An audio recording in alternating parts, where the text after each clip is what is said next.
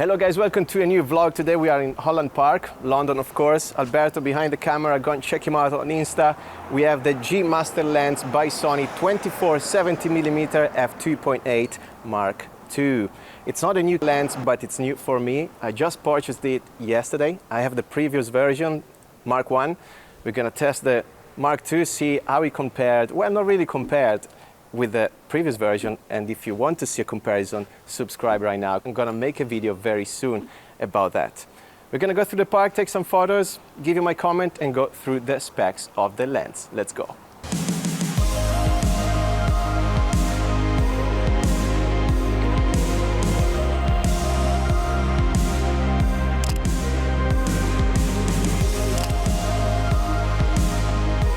Okay guys, so here we are at the entrance of Holland Park. Quickly we're gonna talk about the 24-70 in terms of focal range, focal length.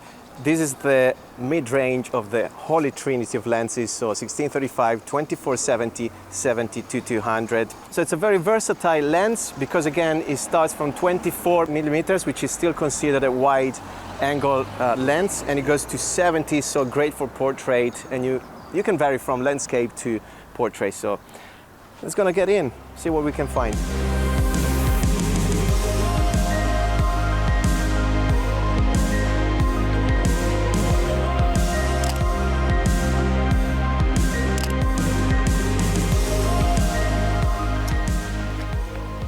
I'm definitely getting old.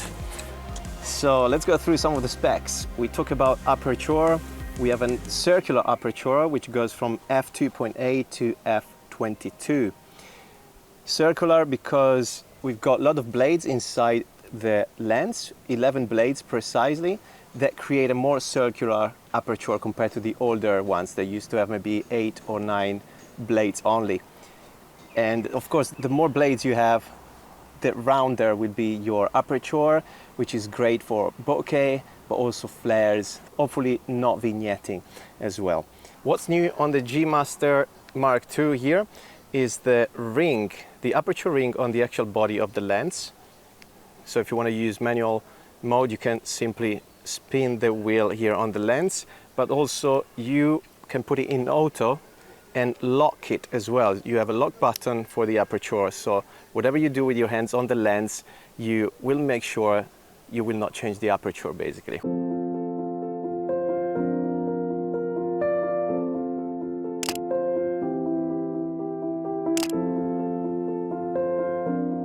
Next subject, as we change location, is going to be the dimensions and the weight of the lens. We have 120mm in terms of length, and filter diameters is 82. Weight 659 grams. Quite a light and portable lens. That's why I actually picked this over the Mark I.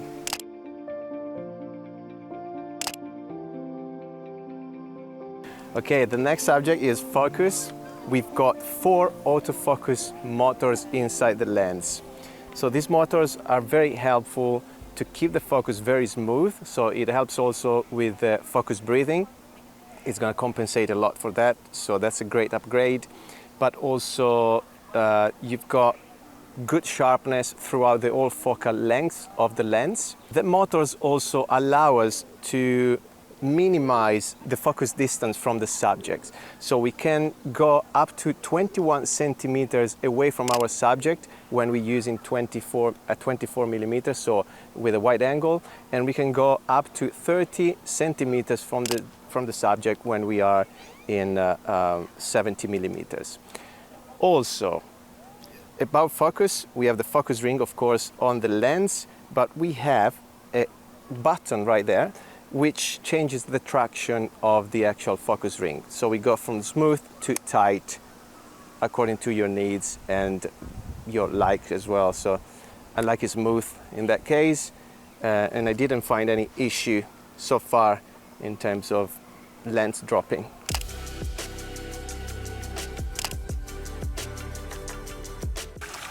We are in the perfect place to talk about distortion of the image. We've got this nice building with straight lines. We're gonna take some shots, and actually you guys are gonna see the shots before me in the studio, but I'm gonna check it out later and give you probably my opinion as well. So how is the image? straight lines, curved. We're gonna take it at 24 millimeters because that's when usually the distortion happens, but I'm gonna take also a shot at 70 just to give you an idea.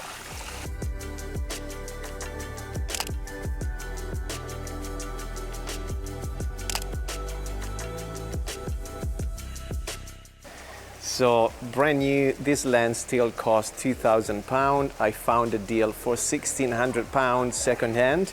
So I think that's the average price you can find it at second hand. And actually I think it was a quite good price. You might find it for 1,700 or so. Body and buttons. So we've got two focus locks buttons right there, one on top, one on the side. Of course we have the focus wheel, zoom wheel, and as we mentioned, the aperture wheel as well. More buttons, we've got the focus switch from auto to manual on the side, and also on the same side we have an iris lock, so you can put the iris to auto and lock it into place. On the other side we have the zoom smoothness button, so you can change again from smooth to tight according to your preference and needs. One thing I'm going to show you from the studio is the hood itself has a door that you can open, and it will allow you to use your fingers to spin the filters even with the hood. So if you have a circular polarizer filter, for example, that's something you can do with the hood on as well. And that's all for the body. Sexy. We're back in studio. I've just finished to edit the first part of this vlog, so I had a chance to look at the images as well we have taken, and I'm gonna give you some extra specs and my comments, some of my comments on the features. All the photos you've seen so far in the vlog and the ones you're going to see haven't been edited. I just probably changed the exposure if it was overexposed or underexposed, but not really color grading or any effect put on the images. For example, we can start from the autofocus. In terms of photography, I tried the lens the day after Holland Park as well, with some parkour, so some action, and the eye autofocus was on. It wasn't always precise, but probably also that comes from the camera, which is an older camera, which is an A7R III, and I'm pretty sure that if you match the 2470 G Master Mark II with a newer camera like a A7R5 or A1, it's definitely gonna work better in terms of eye focus. So here with James running, as you can see, the focus wasn't always there. I used continuous focus and actually was changing the modes in the camera to see if anything was working better, but you can see the eye, it's not there always, of course, in these images, but also notice the shutter speed was 1/200 of a second, so it was probably a bit too slow for these kind of shots. But when you get it right, like here, look at this, bang, sharp, you can see anything in there, and we're gonna talk about it in a second. When the subject is steady, usually you have a nice and detailed shot like that. You can see they're all acceptable. More action, not really fast action, but there you go. Focus was autofocus and it's on the body, so great. A bit of jumps. Here the focus was in the background. I think that I chose the area focus, the wide area, so it didn't really know where to focus on. But these ones with Ricoh are on focus, I can definitely use them. I don't think you're always going to have a precise focus with any camera and lens, but I think the 2470 did a great job here. As you can see, there you go. You've got your face in focus. More jumps. That's on focus. Focused. I think 90% of the images I've taken were great. We're gonna talk about sharpness. And to be fair, it's great. I mean, look at the hair. You can see anything. It's crazy. But I want to show you these shots here with this plant, for example. Look at the texture and the veins of the leaves are ridiculous. You can see something that with bare eye you couldn't see, like the spider webs through the leaves. There's a fly there, and actually, yes, let me show you.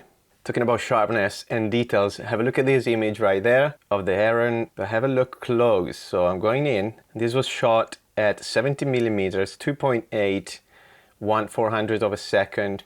Look at the eye. But then I zoom in even more. Look at the fly. That's a mosquito. You can see the legs of the mosquito. So that's how detailed and sharp this lens is. It's amazing. Really loved it. In the flowers again, look at this.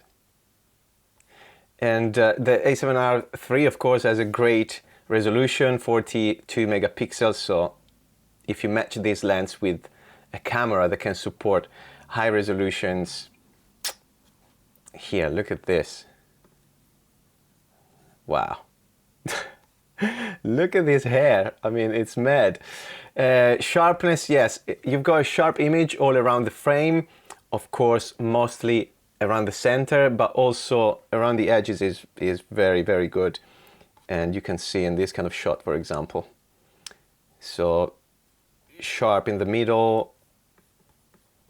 It's very consistent actually throughout the whole frame. Can't see any difference from the edges and the center. There's a bit of vignetting sometimes, depending also the direction of the light source. As you can see here, blue skies, that's when you notice the vignetting a bit more. There's definitely something there, and especially at 24 millimeters. But this one, for example, is at 70 millimeters, and there's still some vignetting there. So something, of course, you can adjust in post-production, and I'm not worried at all. Talking about flares, that's something maybe you're interested in. The flares are very soft, very round. As you can see here, there's a bit of flare there, and here in the middle, barely noticeable to be honest. There you go. They're really nice. They're really, really gentle. And if you want to see how the sun looks like through the lens, there it is. Chromatic aberration. I didn't see anything there. Even when I did some portrait shots of the guys, there's literally nothing there. Look at these guys, man, they're funny. It was parkour day. But yeah, there's nothing around the edges of the bodies or the skin, nothing there. Literally the only shot where I noticed something weird, which I don't know what it is this shot here. Do you see around this Rico's shoulder here? This whitish, bluish stripe. It's like an outline. I don't really know what that is because it's the only one and it's on that side. So it might have been a reflection of the sun or something. I'm not really sure. Apart from that, nothing there. The colors are consistent and yeah, there's nothing. Overall, I'm very happy with the 2470 and of course it's going to replace my old version. And if you need a 2470 G Master Mark 1, well, get in touch because I'm selling my one. Actually, I've got two. If you have one of the G Master 2 already and you have any other comments I didn't list, just write down here for, to help out the other people. Okay, so let's switch back to the outdoors and we conclude the video. So guys, that's all for the 2470 Sony G Master Mark II. Hope you enjoyed the vlog. Hope it was helpful in a way. Of course, comment down here if you want to know more about the lens. Hit subscribe, as always, to follow up on the channel. We'll see you in the next vlog. Thanks, Aperture, for being my DOP once again, and I'll see you in the next one.